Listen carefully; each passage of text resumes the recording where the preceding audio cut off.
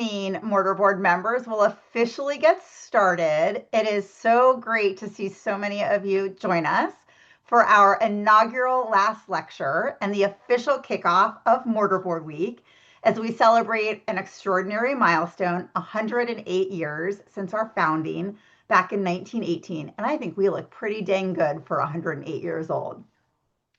Tonight, we are joined by current collegiate members, alumni, national volunteer leadership, current and past. I encourage you to use the chat to enter a little bit about who you are. If you're able, you can add in your name, your chapter office position, your national leadership position. If you want to add your initiation year into the chat, feel free. And you can also feel free to rename yourself if you want to put your Mortarboard chapter and or volunteer role as well. But it's great to see so many people, and we'll have time at the end where others can also share some experiences and have a time to ask questions. So there'll be a great conversation and dialogue as well. So we will have a chance to connect before we get off. But as we start for tonight, I do want to introduce this evening and Mortarboard Week events. As everyone knows, for more than a century, Mortarboard has stood as a community of scholars dedicated to scholarship, leadership, and service.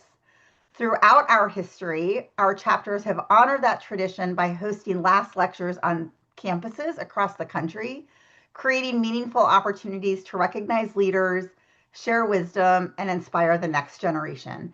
If you're on a campus that does last lectures, you can also put that in the chat. We love hearing about all the last lectures that are going on our collegiate campuses. And because this tradition has become such a powerful expression of Mortarboard's mission at our local level, we are really proud to expand it to the national stage this year, bringing together a community of current collegiate students to seasoned alumni, virtually and collectively, to celebrate our shared legacy and our exciting future. We intentionally decided to launch the inaugural last lecture during Mortarboard Week, as it is a great time to reflect on where we have been, celebrate who we are, and imagine what is still possible through our members and across our alumni. And tonight, we are very honored to welcome a leader among leaders whose Mortarboard journey reflects the very best of our organization's impact. But to formally introduce tonight's last lecture speaker, I am pleased to call on Jackie Huff. Jackie was initiated into Mortarboard at the University of Wisconsin-Milwaukee in 2019 and has continued her service to Mortarboard in remarkable ways. Jackie served as a region coordinator for 4 years, and she received the Region Coordinator of the Year Award in 2024 in recognition of her outstanding leadership and her commitment to our chapters. Jackie now serves on our national office team as our manager of communication and engagement. She served in this role since this past July, where we stole her away from her volunteer role. In this role, she works to connect and inspire our members across the country. Jackie played a key role alongside our national office team, most of whom are with us tonight, and I'm going to have them introduce themselves in the chat. But Jackie really worked to develop and promote the 2026 Mortarboard Week calendar, creating meaningful opportunities for our community to celebrate, engage, and honor our shared traditions throughout the week. And with that, I'm happy to turn over the Zoom mic to Jackie to introduce our fabulous inaugural last lecture speaker. Jackie? Thanks, Kirsten. And good evening, everyone. It really is truly an honor to help kick off Mortarboard Week and introduce a Mortarboard member who has so beautifully represented what leadership and lifelong service can look like, a leader whose impact on our organization spans more than 40 years. Gail Harrison Corvette was initiated into Mortarboard at The Ohio State University in 1980, where she served as chapter president. What began as collegiate involvement grew into decades of extraordinary leadership and service to Mortarboard at every level. After graduating with a Bachelor of Arts in Journalism, Gail remained deeply engaged with Mortarboard as Illinois Section Coordinator and later as National Director of Communications, where she edited the Mortarboard Forum. Her commitment continued as a Mortarboard National Foundation trustee and ultimately president of the National Foundation, where she spearheaded the highly successful Million for the Millennium campaign. In her first retirement from active mortarboard leadership in 2001, Gail established the Gail Harrison Corvette Leadership Fund, the first endowed fund in mortarboard dedicated specifically to leadership development, a lasting legacy that continues to support members today. As many great mortarboard stories go, Gail's service did not end there. After reconnecting with mortarboard during the Centennial campaign, she answered the call once again, serving the society as president-elect, national president, and past president from 2017 to 2023, helping guide the organization through a period of reflection, growth, and strategic evolution. Beyond her service to mortarboard, Gail has left a legacy in many, many other arenas. Most notably, she built a distinguished 25-year international career in human resources consulting, serving in leadership roles across the United States and Asia Pacific. After retiring at 49, she followed another passion shaped by mortarboard's commitment to service, teaching yoga and providing wellness programming to diverse and often underserved populations, including individuals in recovery, adults with disabilities, Parkinson's patients, medical professionals, and students. Gail's commitment to leadership and service extends well beyond mortarboard. She has held significant volunteer and governance roles across the arts, education, philanthropy, and community service sectors. Her service includes leadership roles with the Tri Delta National Foundation, the Charles Symphony Orchestra League, the Brooklyn Philharmonic, the Taylor Music Group, and the Charleston Center Community Advisory Board, which supports substance use recovery services. Currently, Gail is serving her third term as president of the Charleston Symphony Orchestra League, the largest institutional donor to the Charles Symphony and a major supporter of music scholarships, and serves as state vice president for PEO, an organization dedicated to supporting women's education. As you can tell, Gail's life exemplifies what it means to be a leader of leaders and how the values cultivated through mortarboard continue to ripple outward across careers, communities, and generations. Tonight, as we celebrate 108 years of mortarboard, we are honored to hear Gail reflect on the lessons she has learned through leadership, service, and lifelong engagement, and the wisdom she wishes to share with our community today. Please join me in warmly welcoming mortarboard alumni, past president, dedicated volunteer, philanthropist, and lifelong servant leader, Gail Harrison Corvette. Thank you, Jackie.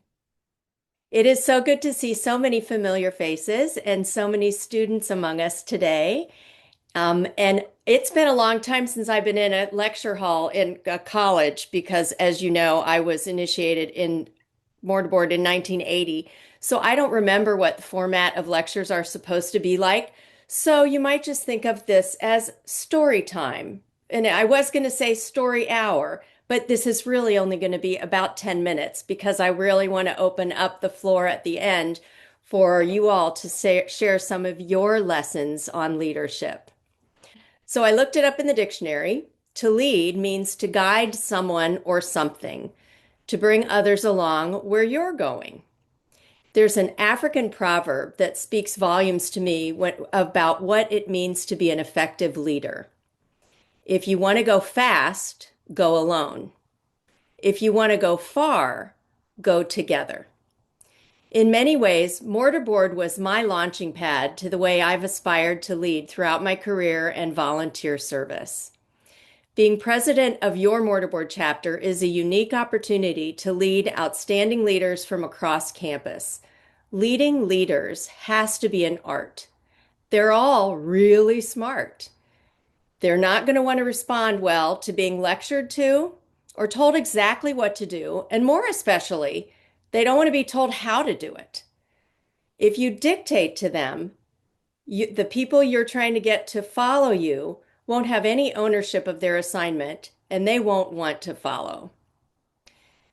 That year of leading leaders in mortarboard both spoiled me because of working with such amazingly competent people, but it was also really useful in my entire career and even now in the volunteer service that I do.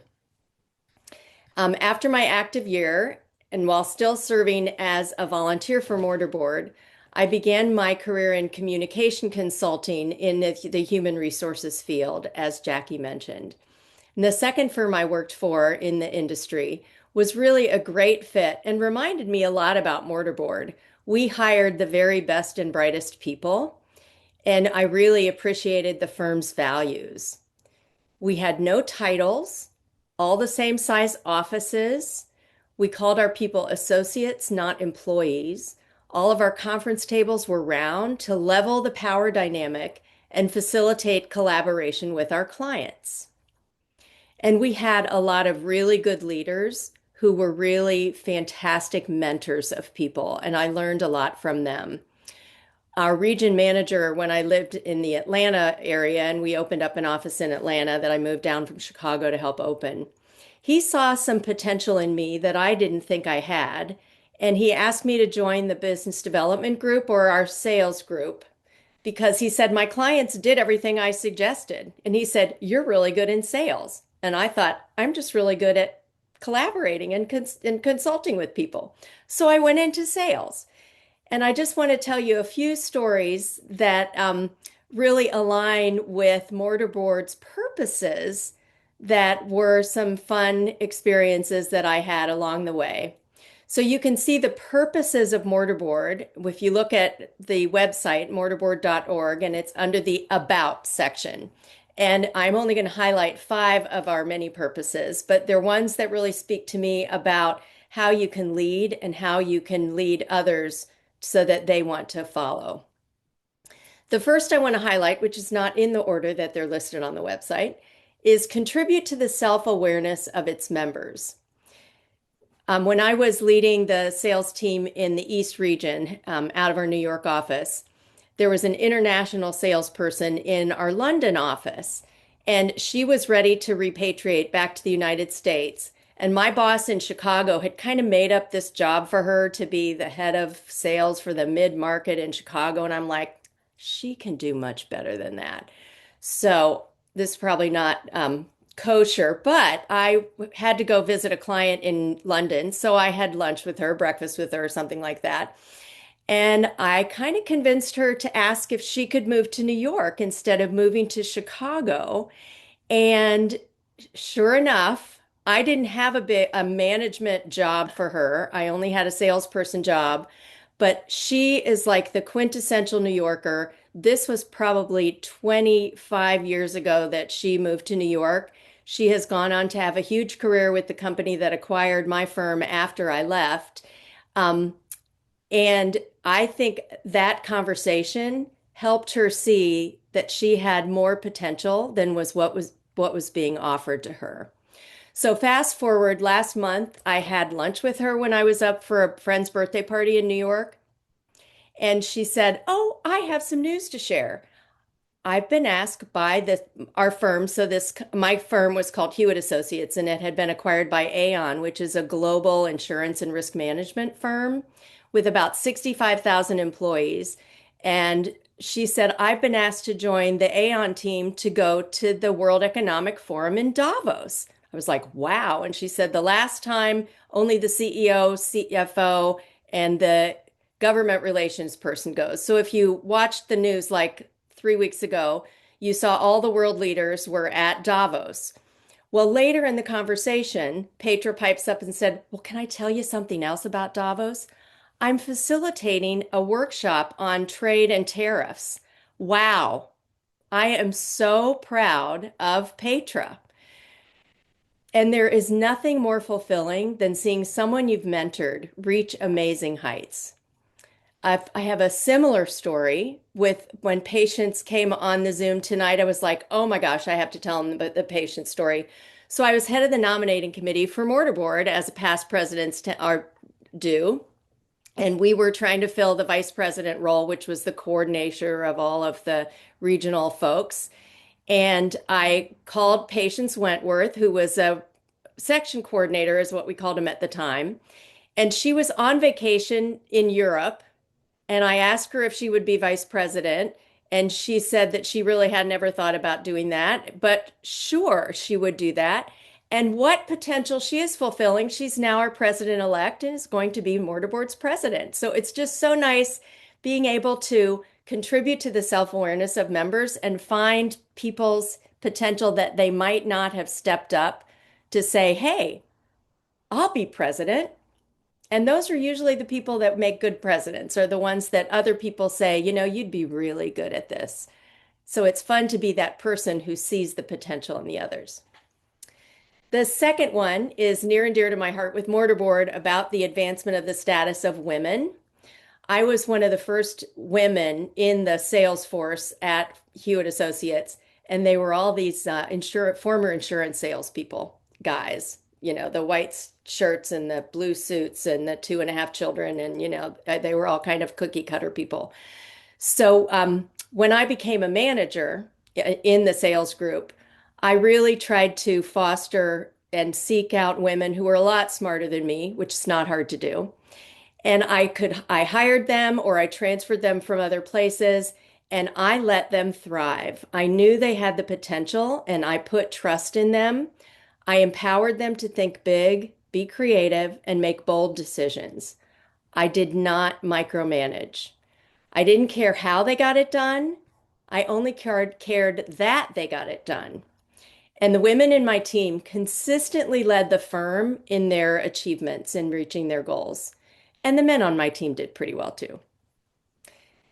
Another fun experience I had that Trish mentioned, or Jackie mentioned, I just saw Trish's name on the Zoom, was about promoting equal opportunity to all people.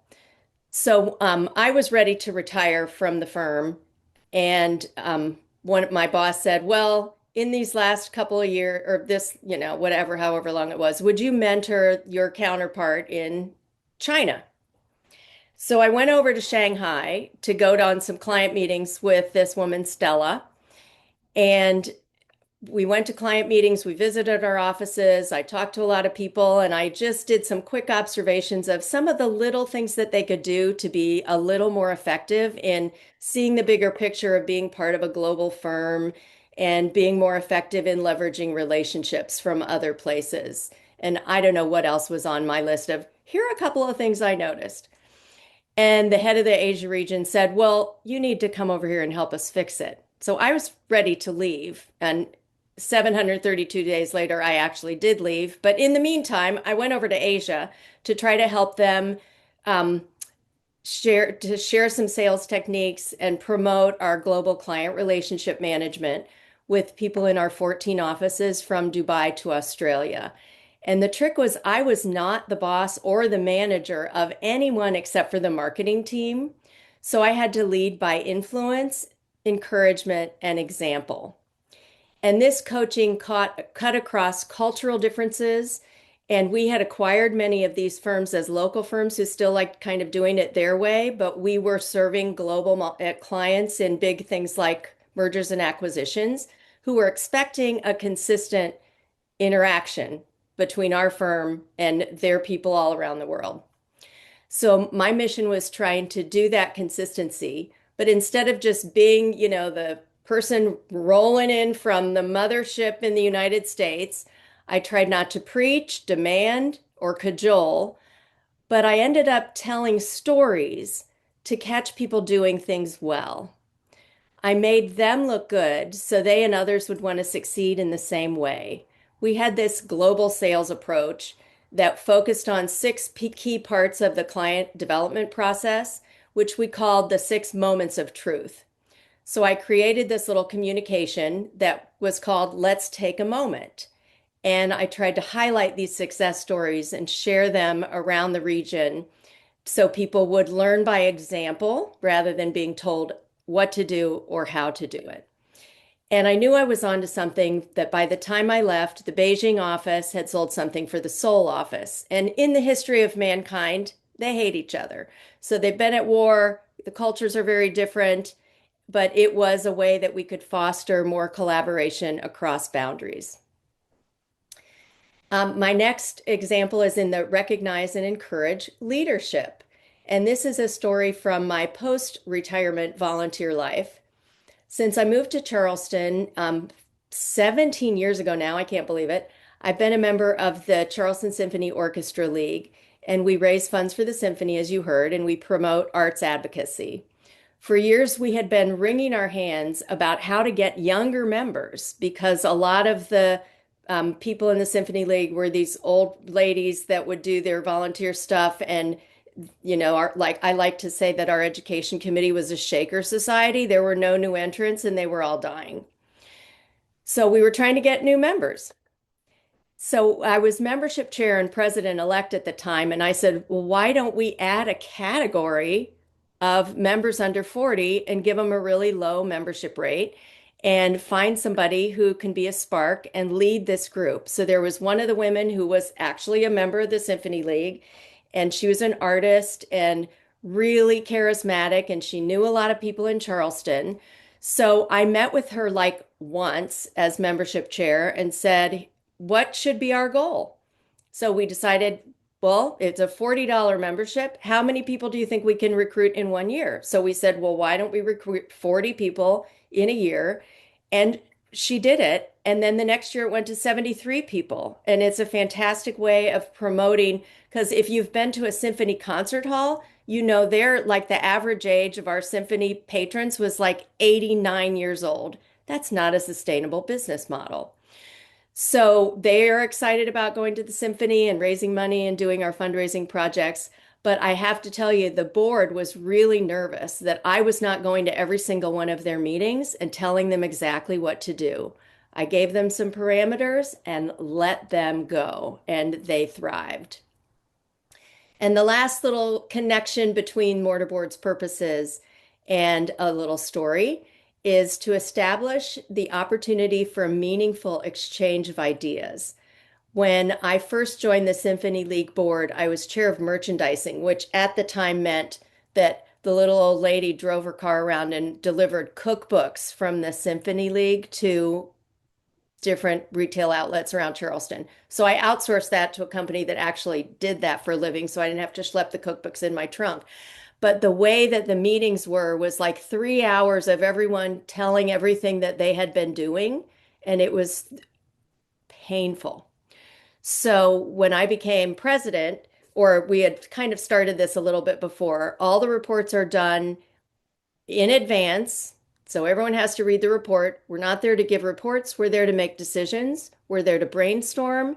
And the meetings are so much fun. The symphony executive director loves coming to our meetings because they are so energetic and full of ideas, and we can really do some innovative things that they really weren't doing before when they were just reporting and checking in and being dictated to. So that's really been fun. So in addition to the purposes of mortarboard, another thing that can really guide your leadership approach is that amazing poem called The Torch, which I will not read for you today, but it is about how to lead. We need to follow the torch, follow your heart, and follow your team and let them lead. And it's leading without ego, which to me is what servant leadership is all about. And that's a term, servant leadership, that I first learned in mortarboard, but I really didn't use. And then I was really surprised at my retirement party. One of the members of my team described me as a servant leader. And that wasn't really in our vocabulary, but it really made me feel good that it had come full circle of what I had learned in mortarboard and actually was able to apply it. So I see Kirsten is posting the torch for those of you who didn't hear it in your initiation ceremony. But come to the national conference September 26th and 27th. Hopefully I got those dates right in Columbus, and it will be read at the candlelight banquet. So one of the ways that I tried to lead was to be a servant leader without telling anyone I was being a servant leader. And a lot of the people that I led are now dear friends today. In fact, I was out to lunch today with one of my team members' clients who has since moved to Kiowa Island, and we just had a wonderful time catching up. And I never knew her in business, but she's a really smart woman and doing great things. And we have this woman that I transferred from our Washington office to New Jersey in common, who is fantastic. And she's still in touch with her former person that used to sell her things. So that's a kind of crazy dynamic as well. But translating mortarboard purpose, values, and servant leadership contact concepts intentionally as you go, rather than this retrospective I just led you through and realized at the end, oh, I was leading in the mortarboard way. What a concept. I have 6 tips for you to take with you tonight. 1, define how you want to lead. Know that you have choices on your personal leadership style. You can be a collaborator or a consensus builder, or you can tell your teams it's my way or the highway. Which leader would you want to follow? Number 2, pay attention. Try to watch how others lead and emulate those things you admire and avoid those things that don't align with your goal of wanting to be a servant leader. I had a boss once at that first firm I worked at. She would criticize other people's ideas in meetings, and then a couple days later, you'd hear that meeting or that idea come out of her mouth. So she's essentially stealing everyone's ideas. I paid attention to that, and it influenced me throughout my life to give credit where credit is due. Number 3, be a role model.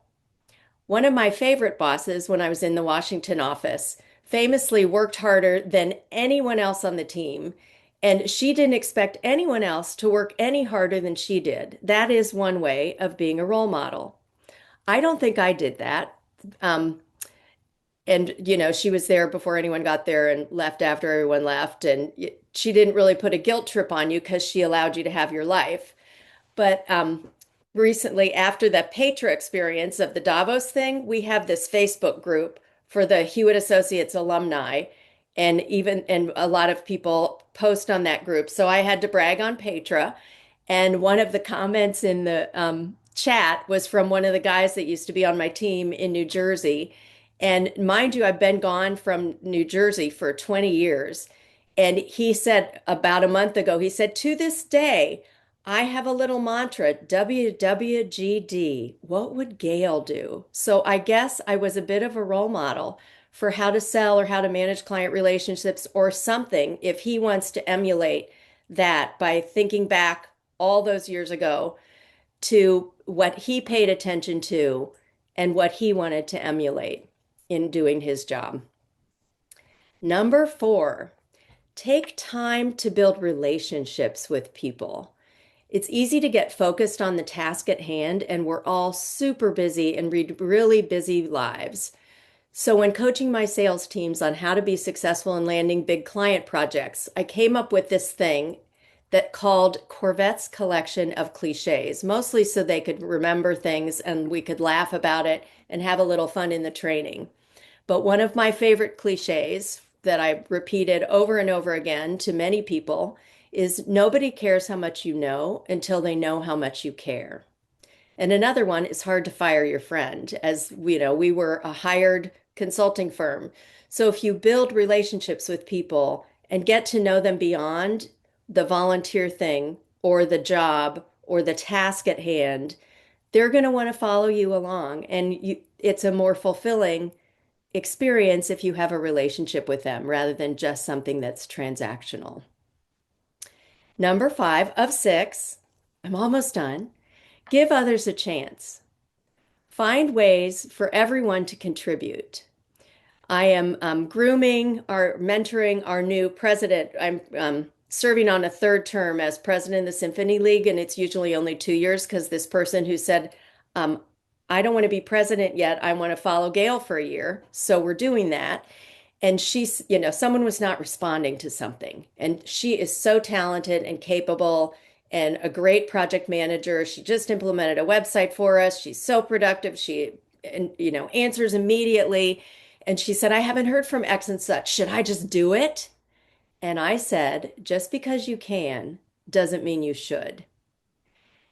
If you don't give other people opportunities, you're depriving them of a learning experience. And you're also missing out on seeing someone's potential so that you can foster their next big leadership move. And finally, thank you, E. Clark, for the heart, because you're going to get to share your lessons in leadership next. The last one is be grateful. As human beings, everybody just wants to be appreciated. And when they feel appreciated, they'll do more. And that makes everyone's role easier and more fulfilling, particularly your role as the leader. So I am grateful to you that you took your time on a Monday night after maybe staying up late last night for the Super Bowl to zoom into these lessons in leadership. I'd love to open it up to your stories and tips, or if you have any questions. So I think someone will facilitate the raising of hands and calling on folks, and we'll open it up. Thank you, Gail. Could we Finish. show Gail a round of applause using emojis, actual claps, everything that was? I saw lots of us taking notes. But thank you so much, Gail, for sharing your wisdom, your experiences, and your heart with us tonight. We have a little national office leadership team side chat going, and WWGD is now our new mantra as well. So thank you for sharing that. But as Gail said, at this time we would like to open it up for questions. I think your conversation has energized and engaged us, and we definitely probably have more information from you that we would love for you to share with us. So if you want to either, for those of you that are on kind of have emojis, you can use the emoji to raise your hand. You can put a question in the chat and we can ask it of Gail. For those of you that might be calling in on the phone and you can't really do that, you can feel free to just kind of announce yourself as well, especially when there's some quiet time. So I'm sure other people have questions. So with that, I will see if anyone has their hands up.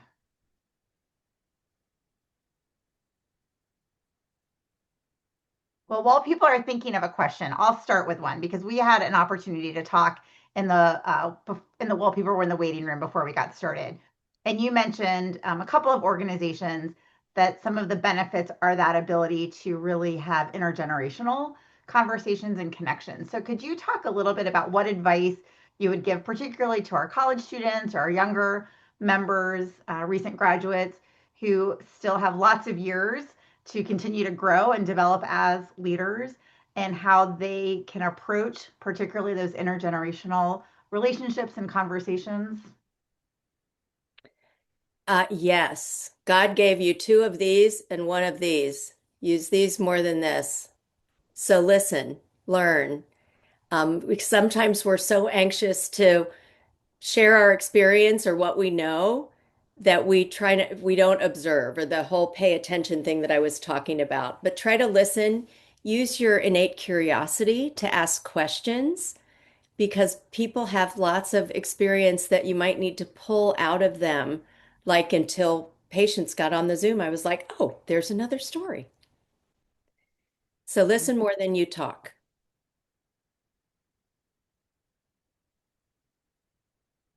Thank you. Anyone else? I know we've got other questions. Oops.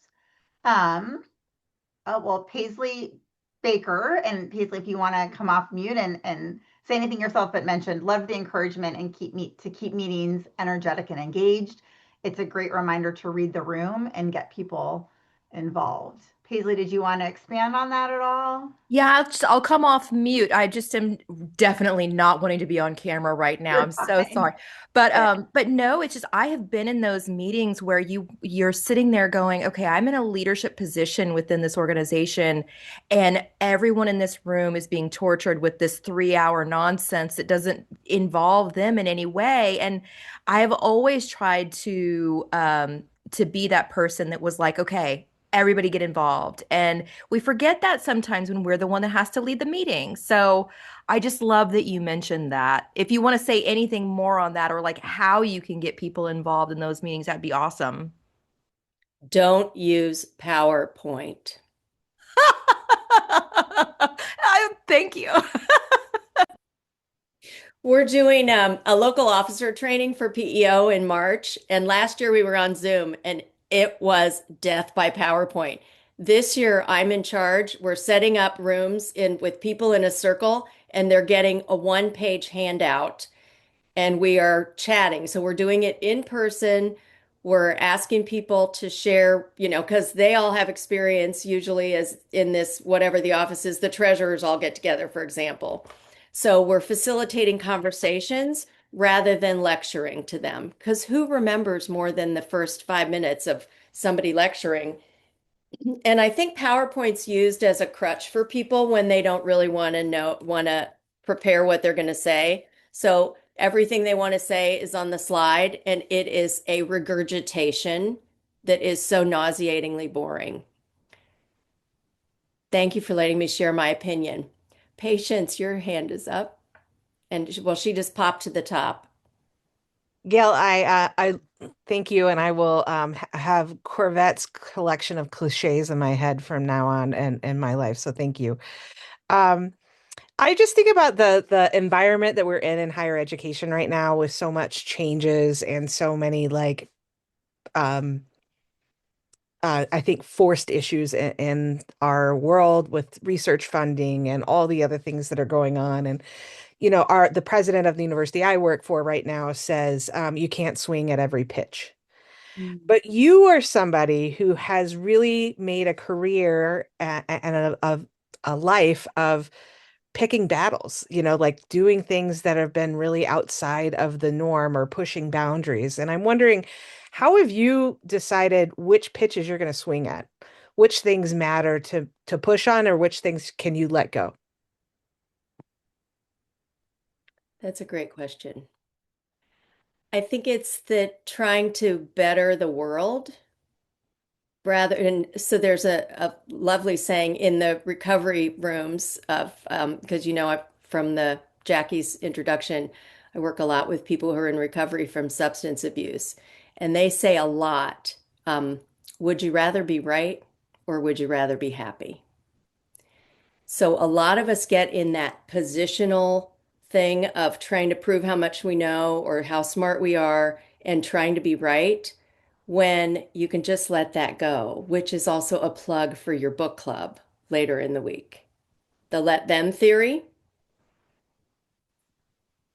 So, and I think it is picking your battles and trying to look above the minutia, because in the end, does it matter about who won that little battle or that fight when you could be winning the bigger battle and moving things forward? So, like trying to not dictate how somebody does something, but just that they get it done, not have to have a preconceived idea when you're leading people of what the answer might be, but to open it up. And maybe they come up with something different. And I've even tried over the years, not even to try to come up with the answer, but just to facilitate the conversation, because many minds together will come up with a better answer than one mind alone. Did that answer your question? It absolutely did. In a very servant and relational leader kind of way. So I appreciate that. Gail, a question came to me. One thing I think people know about you is you have been such an amazing mentor to so many people. I can say me included. I know others in the office, others on the call. How do you recommend people find mentors throughout their career? Well, we're in an era where people don't volunteer as much as they used to volunteer. So I think you can find a mentor without asking someone to be your mentor, which to them might seem intimidating. So find somebody as you observe how people are leading that you want to emulate and take them for coffee. Don't say, "Would you be my mentor?" Because then they're thinking they're going to have to do a 5-point plan of, how you're going to develop. But just be curious and ask questions. And then ask them again if they can go out for coffee. Would you mind? I have a challenge. So you can go into a mentoring relationship without calling it that, which might intimidate them if they think they're too busy, because everybody just seems to be too busy to do much of anything. But people who like to see others succeed will say yes to that coffee. And then you'll build that relationship that I talked about before, and they'll want to help you, even though they're not going to be called your mentor. So, and anyone can be your mentor. I mean, you can look on social media and say, that's a behavior that I'm not going to do. But you can be the person that you want to be by looking at how other people act and act like them. A good plug also to remind people an importance of getting involved in mortarboard. I think I was able to be involved as an alum. I went as a conference intern right after I graduated, got to meet quite a few national leaders, stayed involved kind of sporadically throughout my career before this role. And to that point, those intergenerational relationships, those organic mentors that came as a result of just having being surrounded in conversation or on a meeting or on a committee or an event planning with kind of great minds who care about not only mortarboard, but just humanity in general, right? We're scholars, leaders, and service minded individually. And anytime we get in a room with other people just as relationships just form. So I see that Jackie put more information about the book club. So we just announced it, but you've got time to pick it up and read it. Let Them Theory. It'll take place on April 12th is the book club. And Liz put more information about how also to volunteer with Mortarboard. Other questions? Oh, I see. Or other stories. Who's got a great leadership story that you thought of um, that you want to share? That's the other good thing about meetings. The best thing a leader can do is stop the meeting before the scheduled time of the meeting to be stopped. The worst thing a leader can do is not be respectful of people's time and keep going and going and going after you said you were going to adjourn. Barb Arnold. Yes, Gail. So your story about um oh gosh, I've lost my train of thought. Your the story I was going to tell, it was related to one that you had told, but it's about running meetings and keeping them short and sweet and keeping to point. I run meetings that way for some reason. People just keep in line when I'm leading a meeting because I don't say much really. I just kind of lead us along. But the Society for Mining, Metallurgy, and Exploration's Pittsburgh section, I ended up being the chair for the last 2 years and running our virtual meetings. And I do the same thing. We're done. We're quick. Give us your reports ahead of time so we can actually discuss what we want to do. And there was a young woman following me as chair, and she's not chaired very many meetings and such, but we had a meeting just last week, and she was fabulous. And she told me, Barb, I was I was doing the what would Barb do thing. And so it's that kind of mentoring that you don't know that you actually do just because of how you behave, how you do your leadership. So that sort of struck me when you were talking about that too, that, it's really how you don't realize you're leading. You're actually just doing things in a good way, the way that you think it should work. So that was a cool thing. So Can you hear me? I don't know whether I'm on. It's Shirley Dunlap Bowser. Hi, Shirley. And I've known Gail a long time. I knew her So father good. was a leader.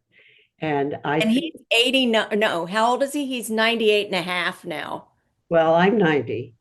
So anyway, I've admired your family and the leadership you've done. I think at my age, I'm looking back, it wasn't easy to be a leader in 1950 for a woman. And you had to learn what was important to stand up for and what you could let fly over your head. There weren't any discussions of leadership. My mother was a leader and a mortarboard. So I had always admired those women. And I think I noticed how they worked. They were very clever at how they got things done. But I've always admired mortarboard because of the symbol of the members of mortarboard that have done things. You've done wonderful things, and I've done some things in my life too. But when we had a reunion a few years ago, and members of my mortarboard class were there, they raised money for libraries. They straightened out school districts. It doesn't have to be that you do something monumental. These are people in the community that have made that community strong and able to move forward in whatever it is, education or whatever. And I came away from that meeting of mortarboard feeling so proud to be a mortarboard, to know how these were all women in my class. It was the worst organization I ever belonged in because nobody wanted to be on the committee. They wanted to be the committee chair. So we had some mortarboard meetings that were pretty stressful. But to see what those women now my age, 90, have done, it made me very proud of mortarboard. And I also am thinking a lot about leadership of 90-year-olds. What have we learned and what can we give when we're not physically able to do the things that you younger women can? So how do we give back? And I've had some interesting conversations on leadership with people that I admire as leaders. Gail, it's so good to hear you. You haven't changed a bit. It's wonderful. See you, Keep it up. Shirley. Keep it up. I'll tell Dad you said hello. I did. Oh, he was great. Yeah, please do. Please do. And I see one more hand up. Craig. Hi, Gail. Good to see you. Thanks for doing this today. I'll start the last lecture and you can be the last question. Well, I'll try to keep it brief then. You mentioned earlier about sticking around for an extra 730 some days, and that just kind of like stuck in my brain, leading to the question of, is there any like way of knowing how long to stick around, or when you can say that like I've done what I sought to do here? Well, I thought I had done what I had sought to do, and I told my firm that I was leaving because I didn't think I was learning and growing, and there was a lot of truth to that. So I was kind of done. I had accomplished a lot. So they found another opportunity for me, which was going to Asia.